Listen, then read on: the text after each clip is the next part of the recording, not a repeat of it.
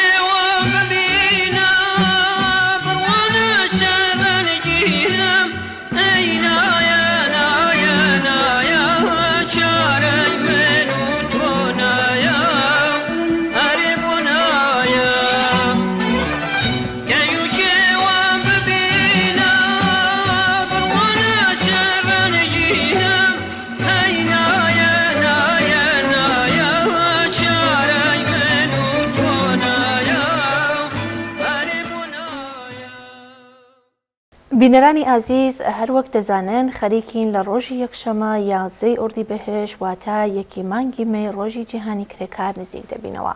لەلایەن خۆم و هەموو هاوڕێیانی هاوکارم پیرۆزبایی ئەو ڕۆژە لە هەموو کرێکارانی کوردستان و ئێران و هەموو ئەو کەسانەی کە دڵیان بۆ ڕزگاری چینی کرێکار لێ دەدات دەکەم.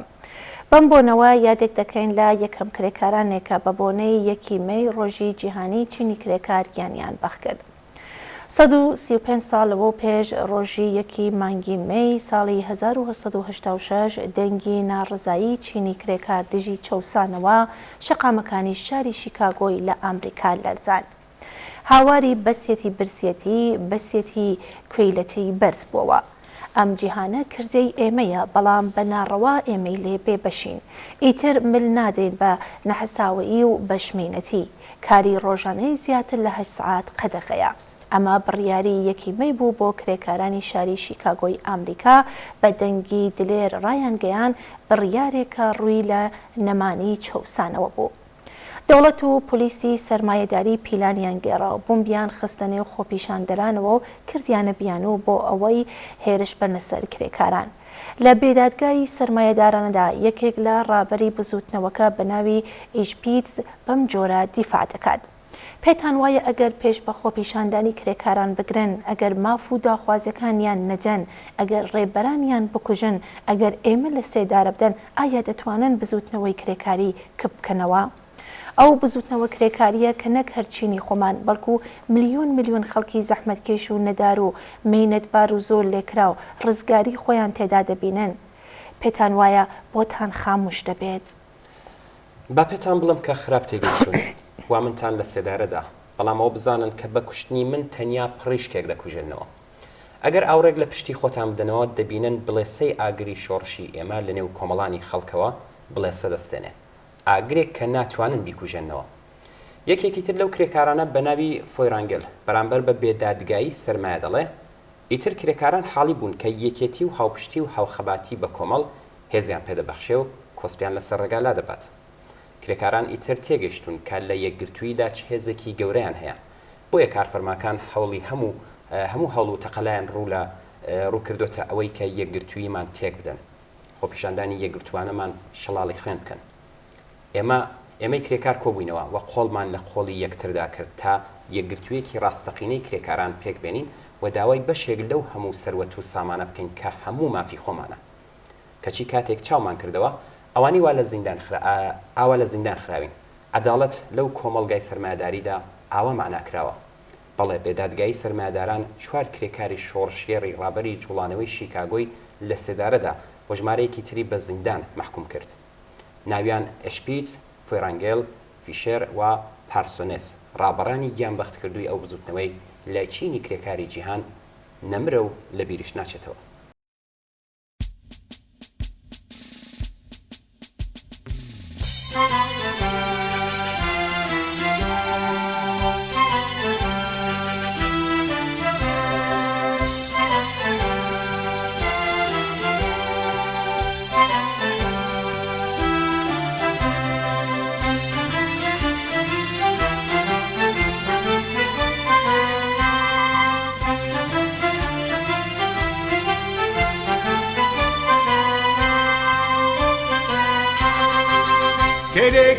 کرێکارین پەروەردە ڕەنج و ئازارین،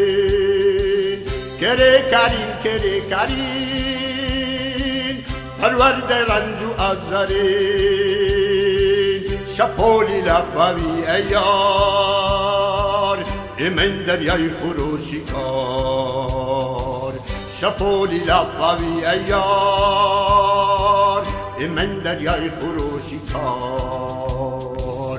سۆسیالیزمە ئەسۆی ئەوات و ڕۆژهەڵات، سۆسیالیزمە ئەسۆی ئەوات و ڕۆژهەڵات.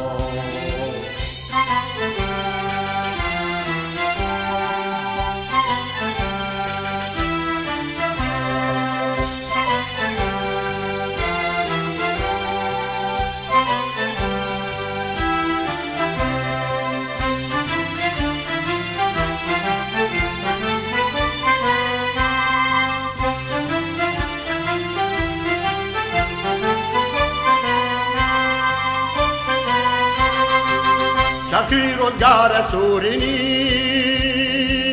تۆ بیازادیە چینی، چاکی ڕۆزگارە سوورینی تۆ بیازادیە چینی، نەکەر لێرە لە گێجیان هەڵدەکەی ناڵی شۆڕشمان، نەکەر لێرە لە گێجیان هەڵدەکەی ناڵی شۆڕشمان.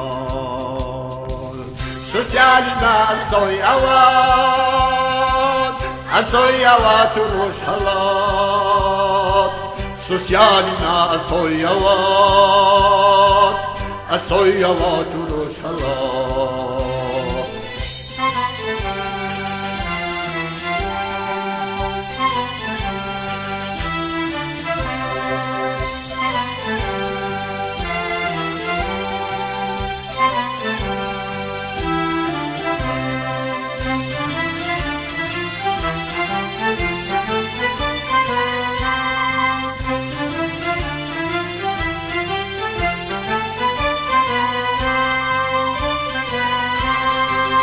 بەڵێنە دەین بەڵێنی سوور لە گشتکارگای نزیک و دوور بەڵێنە دەین بەڵێنی سوور لە گشتکارگای نزیک و دوور ئەگەری خۆت ئەگەرسێنێ ڕیشەی زۆڵم و زۆر دەربێنین ئەگەری خۆت ئەگەرسێنێ ڕیشەی زۆڵم و زۆر دەربێنین سوسیالیزمە ئەسۆیەوات و ڕۆژهەڵات سوسیالیزمە ئەسۆیەوات و ڕۆژهەڵات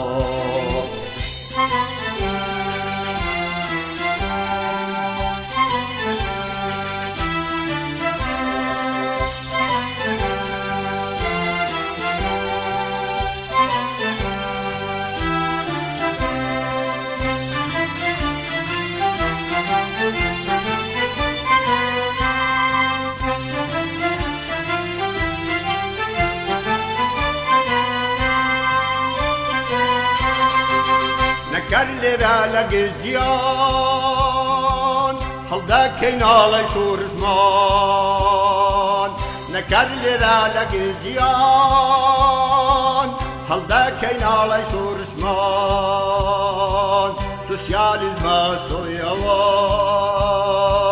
ئەسۆیەوات و ڕۆژهەڵات سوسیالیزمە ئەسۆیەوات و ڕۆژهەڵات سوسیالیزمە ئەسۆیەوات و ڕۆژهەڵات سوسیالیزمە ئەسۆیەوات و ڕۆژهەڵات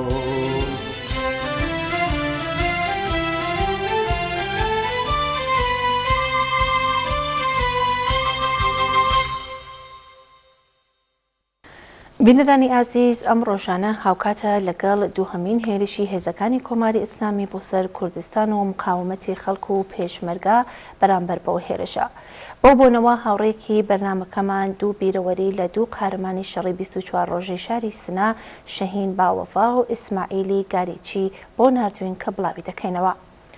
لە ڕۆژەکانی کۆتایی مانگی خاکەلێوەی ساڵی 1359 بوو کە حکوومەتی ئیسلامی لە زەوی و ئاسمانەوە خەڵکی شاری سنەی دایە بەر پەلامار. ژمارێکی زۆر لە خەڵک بریندار بوون بە پێ ئامارێکە لەم بابەتەوە بڵاو بۆتەوە ڕژیمی جنایەتکار 14,000 گولەی خۆمپارەی بەسەر خەڵکی ئەم شارەدا باران. بە سەدان کەس بریندار بوون 300 کەس گیانیان بەخکرد. پزیشکان و پەرستارانی دەرمانگا و بیمارستانەکانی شاری سنە تۆڕێکی بەربڵاویان بۆ فریاکەوتن لە نێو خۆیاندا پێکێنابوو. بەردەوام بۆ عیلاجی بریندارەکان لەژێر ئاوربارانی دوژمن لە هاتوچۆدا بوون. سەرێکی ئەم تۆڕە دەگەیشتەوە تەنیا نەخۆشخانەی سەرەکی شار لە ناو پەرستارەکاندا گەلێک تێکۆشەری بە شور و شەوق و یان لەسەردەست بوون کە فیداکارانە ئەرکی شۆڕشگەڕانە و ئینسانی خۆیان بەڕێوە دەبێت. بێجگە لە نەخۆشخانەی سەرەکی شار شوێنی بنکەکان و هەروەها دەرمانگاکانی ئاوایەکانی منتەقەی چەمشاری سنە هەمووی لە پێناوی دەرمانی بریندارەکان کەوتبوونە کار. هدایەت و سەرپەرستی ئەم حرەکەتە بەربڵاو ئینسان دۆستانەیە لەژێر چاودێری جوانێکی تێکۆشەری لاو بەناو شەهینی باوەفادا بوو. شەهین عەمەڵەن بوو بە بەرپرسی بیمارستانی قەدیمی شار. هێزەکانی ڕژیم ئەم بیمارستانەشیان لە پەلاماری تۆپخانەی خۆیان نەدەپاراست. گەراکەیان بەدەستهێنا بوو و بە ئەنقەس تۆپبارانیان دەکرد. شەهین تیمێکی پزیشکی لە ژێر زەمینی بیمارستانەکەدا ئامادەکرد بوو کە یەک لە دوای یەک بریندارەکانیان دەرمان دەکرد و دەیانگواستنەوە بۆ شوێنێکی ئەم. شەهین هەر بە تەنیا بەکار لە بیمارستان ڕازی نەدەبوو، شەوانە لەژێر ئاوربارانی دوژمندا سەردانی ئەو بنکە و ماڵانەی دەکرد کە برینداریان تێدا بوو. بەڵام ئەوە تەنیا ئەرکێک نەبوو کە شەهین بخۆی دانابوو، ئەو هاوکات پەیوەندی لەگەڵ ڕاگەیاندنە گەشتیەکان دەگرت و راپۆرتی دەقیقی سەبارەت بە بارودۆخەکە پێدەدان. راپۆرتەکانی ئەو لە ڕێگای گۆڤاری فەڕەنسەوی ئێکسپریسەوە بڵاو بووە. دەنگدانەوەیەکی جیهانی پەیدا کرد. کاتێک فەرماندەیی هێزی پێشمەرگەی کۆمەڵە بڕیاریدا شار بەجێبێڵێت، داوای لە شەهینیش کرد کە لە شار بێتە دەرێ. شەهین سەرڕای پێداگرتنی زۆری هاوڕێی ئەیوبی نەبەوی کە ئەو کات بەرپرسی کاروباری کۆمەڵە لە شاری سنوو بوو، بەهۆی ئەوە کە هێشتا ژمارێکی زۆر برینداری لێرە و لەوێ لەژێر چاوەدێری ئەودا بوون، ئامادە نەبوو ئەو کات ئەم کارەش بکات. بەڵام بەداخەوە شەهینی باوەفا کەوتە داوی هێزەکانی کۆماری ئیسلامیەوە، گەلێک ئەشکەنجەی دژی ئینسانی تەحمل کردووە تا بەردەم مردن لەژێر ئەشکەنجەدا چووە پێشێ. بەکرێگیراوانی ڕژیم کە دەیانزانی چ کەسایەتیەکی گەورەیان دەستکەوتووە هەوڵیان دەدا ناچاری بکەن بێتە سەر تەلەڤیزیۆن و پەشیمان لە هەڵسوڕان و تێکۆشانی خۆی دەربڕێ. بەڵام شەهین ئەوەی قبول نەکرد و دیفاعی لە ئاوات و ئامانجەکانی خۆی کردو لە 26 تیرمانگی 1359 لە تەمەنی 30 ساڵیدا لە پێناوی ئاوات و ئارەزووە ئینسانەکانی خۆیدا تیرباران کرا. یادی بۆ هەمیشە لە دڵماندا زیندووە.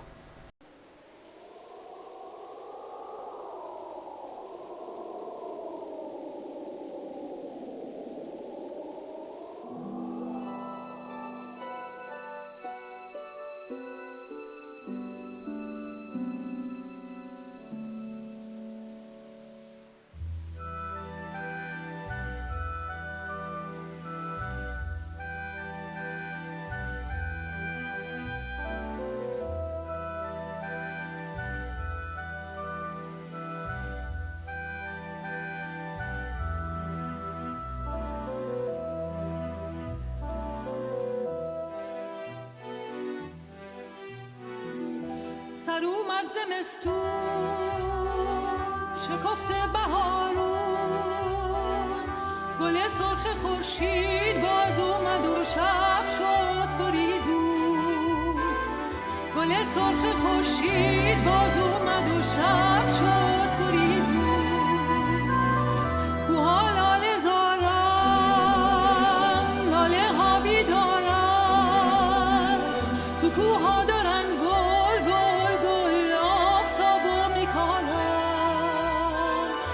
کوها دارن گل گل گل آفتابو میکنن.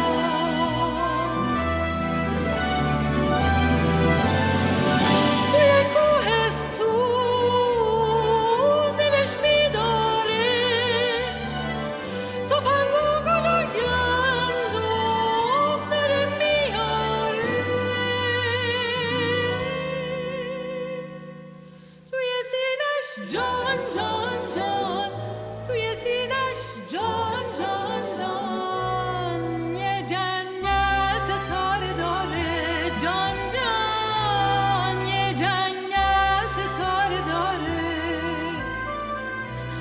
یه جنگل ستاره داره. جان جان یه جنگل ستاره داره.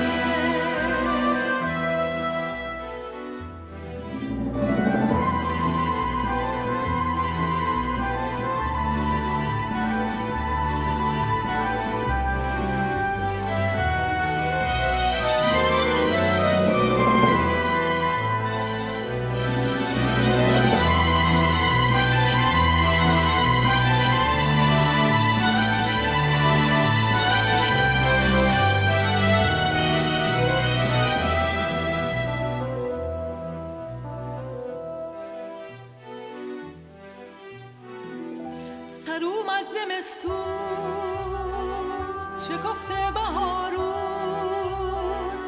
گل سرخ خورشید باز اومد و شب شد گریزون. گل سرخ خورشید باز اومد و شب شد گریزون. لبش خنده نور، دلش شعله شور، صداش چشمه و یادش آهوی جنگل دور. صداش چشمه و یادش آهوی جنگل دور.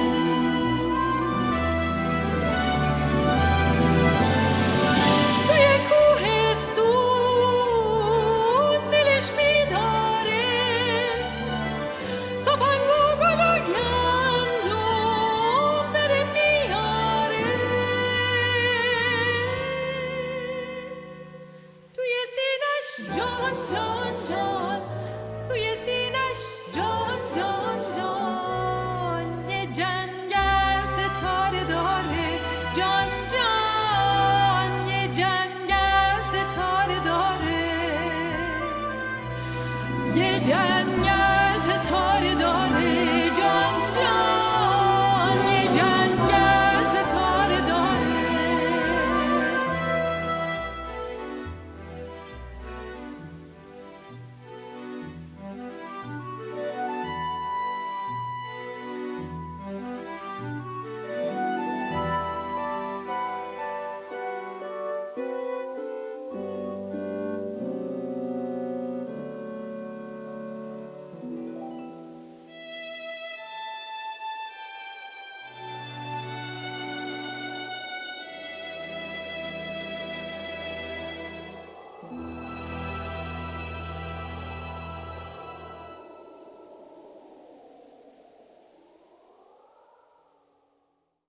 بیرەوەری دووهەم یادی یانبەکردوو ئیسماعیلی گاریچیە.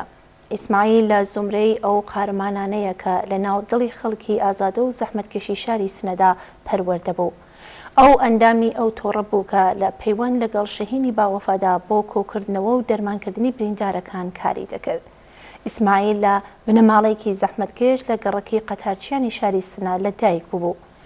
ئیسماعیل لە زمرەی ئەو منداڵانەی ناو خانوادەکەی بوو کە زۆر زوو دەستی بەکار کرد. سەرەتا بە وڵاغێک نەوتی دەگواستەوە بۆ نانواخانەکان. شوێنی کاری ئەو کە بە نەفتە ڕەشەکە دەناسراوە ئێستا شەقامی ناسر خسرەوە. دوای ماوەیەک پارێکی پاشەکۆت کرد و داشقێکی پێکڕی و ئەوجار کاری بۆ گواستنەوەی تیراهن کرد. سەرنجام گاریەکەیشی لەگەڵ تاکسیبارێک گۆڕیەوە. ئیسماعیل لە پەیوەند لەگەڵ خەڵکدا زمانێکی شیرینی بوو. بەردەوام دیفاعی لە مافی خەڵکی کرێکار و زوڵم لێکراو دەکرد. لە جریانی شەڕی 24 ڕۆژەی شاری سنەدا بەخۆی و تاکسیبارەکەیەوە لە خزمەت نەجاتی برینداراندا بوو. سەرنجام لە کاتی گواستنەوەی ژمارێک بریندار لە شارەوە بۆ ناوچەی پارێزراوی چەمشار کەوتەبەر گولەی خۆمپارەی دوژمن و گیانی عزیزی بەخ کرد. یادی بەرز و بەڕێز بێت.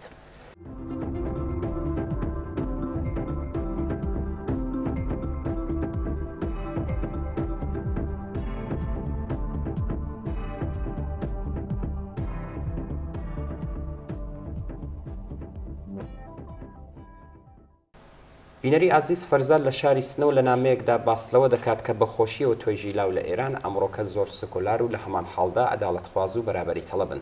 هەر بۆیە شۆڕشی داهاتووی ئێران ڕووداوێکی جیاواز و ئاڵوگۆڕ پێکهێنەر دەبێت. ئەمە نەتەنیا هەر ئاوات و ئارەزوویەکی شەریفی ژمارەیەک لە پێشڕەوە نیە، بەڵکو واقعەتێکی حاشا هەڵنەگری کۆمەڵایەتیشە. ئەو ڕەنج و ئازارانی کە خەڵکی ئێران لە ماوەی 40 ساڵی ڕابردوودا لە دەست دەسەڵاتی مەزهەبی شێشتویانە ئاستێکی بەرزی لە وشیاری و شعوری سیاسی و کۆمەڵایەتی بردوۆتە ناخی ئەم کۆمەلگایەوە. پێویستە لە تەلەڤیزیۆنی کۆمەڵەوە بە ڕاشکاویەکی زۆرتر ڕوو لەنەوەی تازە پێگەشتوو بکرێت و هەوڵ بدرێت بۆ ئەوەی کە ئەو هەستە بنەڕەتیەی کە تیاندا پێکاتوە بەرەو خەباتی سیاسی و بەرەو پەیڕەوکردن لە استراتیژیەکی ڕزگاری بەخش بچێت.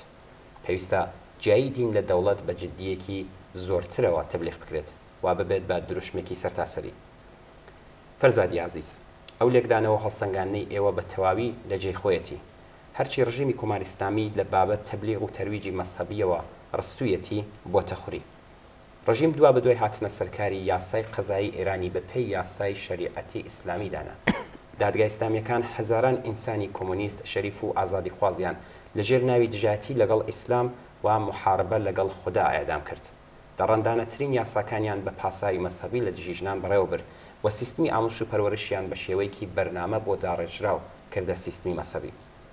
دەوڵەتی مەزهەبی و هەر چەشنە کەڵک وەرگرتنێک لە مەزهەب وەک ئامرازێکی دەوڵەتی شیاوی ژیانی ئینسانی ئەمڕۆیی نییە.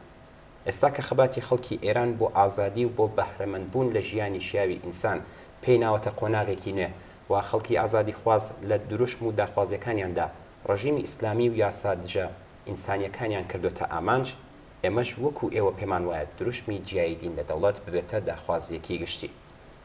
مەزهەب دەبێت بە تەواوی و بەبێ هیچ ئەملاو ئەولایەک لە دەوڵەت جیابێتەوە. هیچ مەزهەبێک نابێت هیچ چەشنە دەستێوەردان و کاریگەریەکی لەسەر یاسای بنەڕەتی و کۆمەڵایەتی وڵاتدا هەبێت.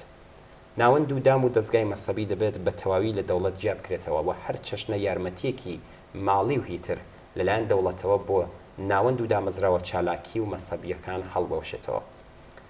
بەرپرسانی مەزهەبی نابێت لە هیچ چەشنە ئیمتیازێک چ بۆ وەرگرتنی پۆستی دەوڵەتی وە چ لە بەرامبەر یاساکانی وڵاتدا بەهرەمەند بن هەر هەڵاواردنێکی یاسایی بە پێی مەسەب وە جێگاوشۆنی مەسەبی و یان بێباوەڕی ئەوان بە مەسەب دەبێت هەڵوەشێتەوە نابێت لە قوتابخانەکان زانکۆکان باقی دامەزراوەکانی فێرکردن و بارهێنانی دەوڵەتیدا هیچ یاسا و ڕێسا و بارهێنانێکی زۆرەملی مەسهەبی بەڕەوچێت هیچ مەسهەبێک نابێت مەسهەبی ڕسمی وڵات بێت دەوڵەت دەبێت مەسهەب وەک ئەمری خصوصی کەسەکان بە ڕسمی بناسێت و تەواوی شارۆمەندان دەبێت لە هەڵبژاردننی مەسەب ویان نەبوونی مەسهەب ئازاد بن کەسایەتی و بیر و باوەڕی هیچ کەسێک نابێت لە بەڵگە و نووسراوەکانی ڕسمی وڵاتدا تۆمار بکرێت و سەرنجام مافی سیاسی و کۆمەڵاتی یەکسان بۆ هەمووان دەبێت سربەخۆ لە بیر و باوەڕی مەسەبی و غیرە مەسەبی دابین بکرێت. Alors, la dernière chanson que je vais vous interpréter s'appelle Run Run.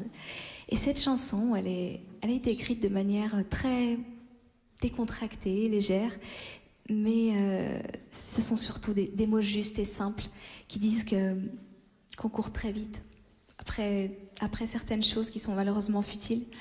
Et c'est surtout une chanson qui rappelle que le bonheur, c'est pas quelque chose qu'on atteint, c'est pas quelque chose qu'on essaye d'avoir. Le bonheur, c'est juste de comprendre qu'il faut accepter ce qu'on a déjà. Le bonheur, ça se trouve dans les choses simples. Et Run Run est là pour nous le dire. Alors on est parti.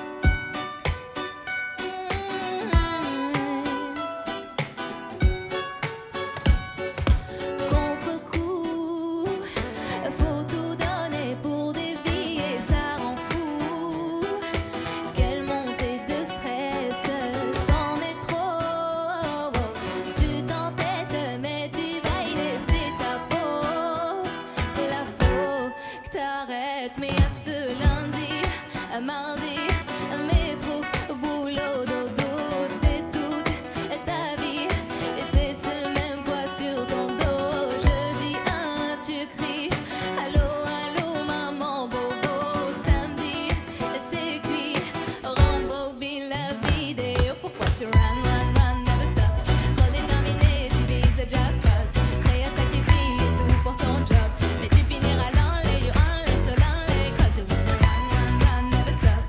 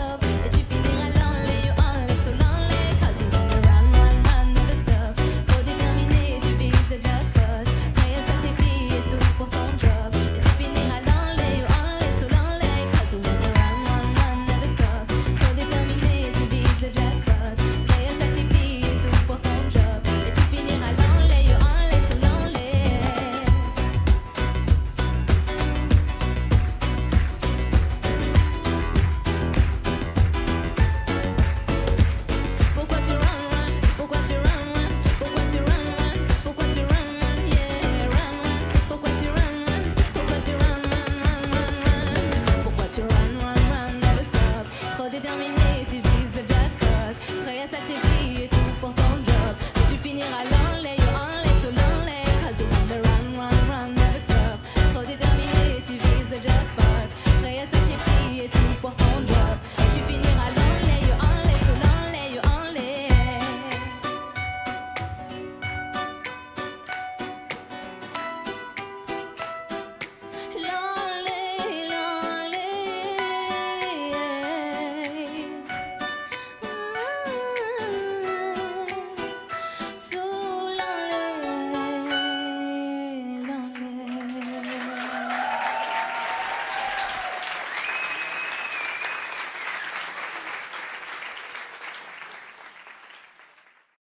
بەداخەوە ئاگادار بووینەوە کە ڕۆژی جومعە 16 خاکەلێوە دایە ئامینە دایکی هاوڕێیەکیان بەکردو بەیان بەرکڕ و بەهۆی نەخۆشیەوە ماڵاوایی لە ژیان کرد. دایامین کەسایەتێکی خۆشناوی ناوچەی بەرقڕ و جێگەی متمانەی خەڵکی ناوچەکە و لە نمونەی ژنانی کۆمەڵە پەروەر و یارمەتیدەری بزوتنەوەی کوردستان بوو. هەروەها شەهید بەیان بەرقڕ و لە هاوڕێیانی ئەو ناوئاشنای بزوتنەوەی هەڵخوازی خەڵکی کوردستانە کە لە وەسفی ئەودا شاعری گەورە شێرکۆ بێکەس شعری نووسیوە. ئێمە بەم بۆنەوە لە تەلەڤیزیۆنی کۆمەڵەوە پڕبەدڵ سەرخۆشی خۆمان ئاراستەی بنەماڵەوە و کەسوکاری دایە ئامینە دەکەین و خۆمان بە شەریکی خەم و پەژارەیان دەزانین. یادی عزیزی دایە ئامینە بەرز و بەڕێز بێت.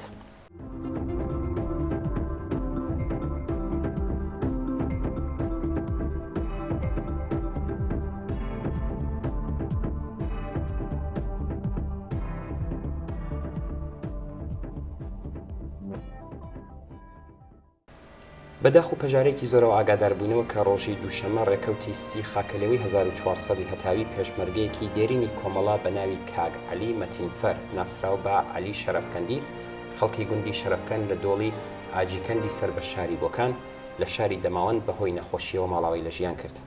کاگ عەلی یەکێک لەو تێکۆشەر و پێشمەرگە قارەمانانەی ساڵی 1360 بوو کە بۆ وەدیهێنانی مافەڕەوەکانی بزوتنەوەی شۆڕشگێڕانی کوردستان هەتا دوای هەناسەکانی ژیانی تێکۆشا. ئەو هاوڕێیە پاش گەڕانەوەی بۆ شوێنی کار و ژیانی سەری بۆ دژمندانە نواند و سەربەرزانە ژیە. ئێمەش بەم بۆنەوە لە تەلەڤیزیۆنی کۆمەڵەوە پڕ بەدڵ سەرخۆشی خۆمان ئاراستەی بنەماڵەی کاگ عەلی و شاری بۆکان بە تایبەت گوندی شەرەفکەند دەکەین و خۆمان با شەریکی خەمیان دەزانین. یادی کاگ عەلی عزیز بەرز و بەڕێز بێت و ڕێگای پەڕێبوار.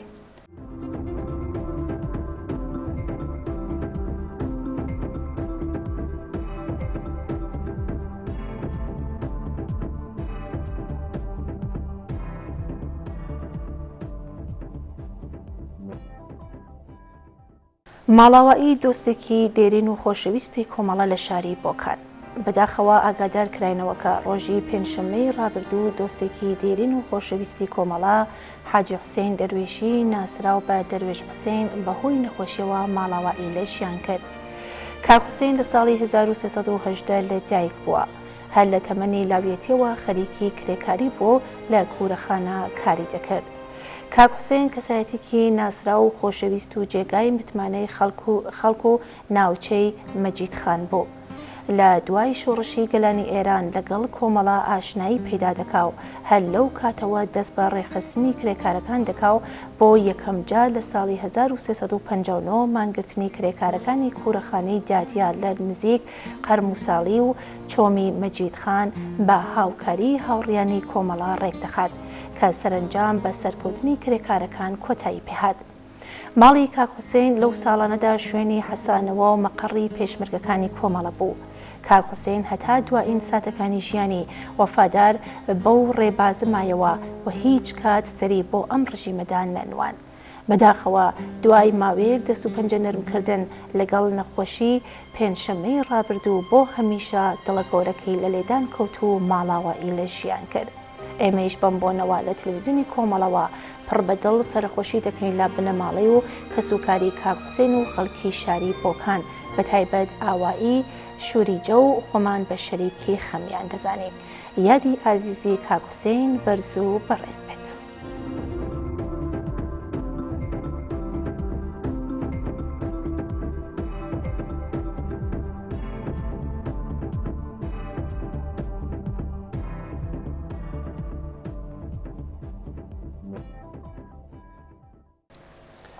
بەڵێ بینەرانی عزیز بەم جۆرەش هاتینە کۆتایی بەرنامەی ئەم هەفتەی ئێمە و بینەران زۆر سپاس بۆی کە تا ئێستا شەگەڵمان بوو.